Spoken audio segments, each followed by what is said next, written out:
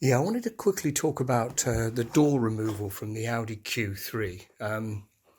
Obviously, there are a couple of things that need to come off. So, for example, there's this thing here, which is leave it away, and this bit of plastic here, which will goes on this part here. That's leave it away to reveal some screws here, here, and here, which can be taken out. And then you've got the release mechanism.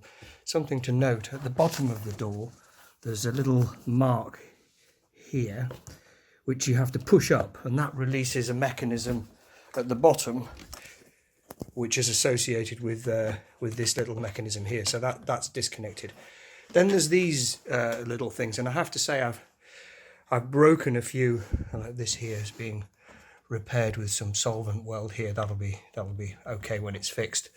But I've taken these panels off a couple of times, and I've really only just figured out how the mechanism works on this, and that's probably best exemplified if you look at this. Now this is actually broken here, so there would be 4 of these, and 2 of them are broken off, so I need to get new ones. And you see how they're sort of down and separated from this little white bit at the top, and because of this collar, that means they're pushed out, and actually that means that they're gripping and they're in the sort of the retaining the door position.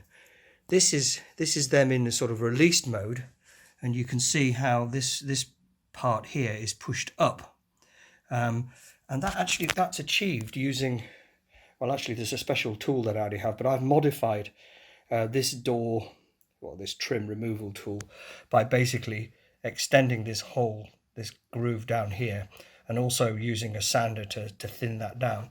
And basically what you have to do is you get this and you slide this under this part here.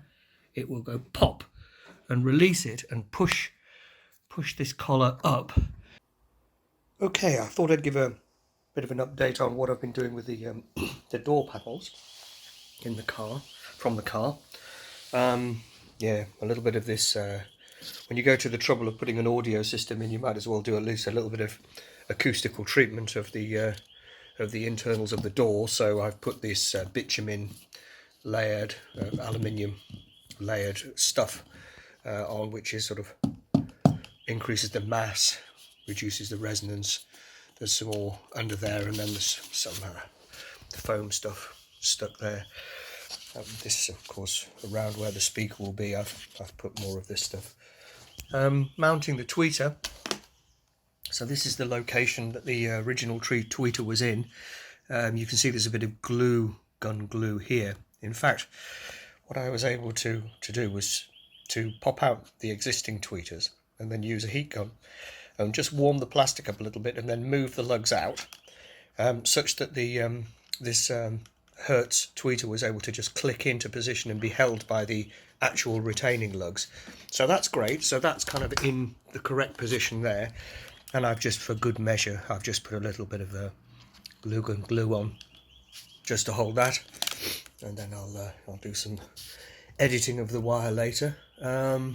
Similarly, the front door panel here has actually, this one was already had this this fabric in place to do sound deadening. Interestingly, the rear one didn't have any sound deadening, so that should be a significant improvement.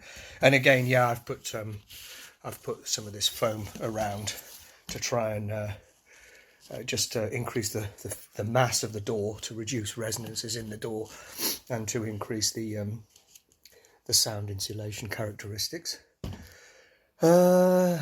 Yeah, so the tweeter location on the front door is of course different, but I've just been looking at that, and I know how that will work out. I need to do a little bit of chopping of the plastic, but that will I'll show that later. Quick tweeter update. You'll recall that I put the tweeters in here with moving these clips out and putting a bit of glue gun glue.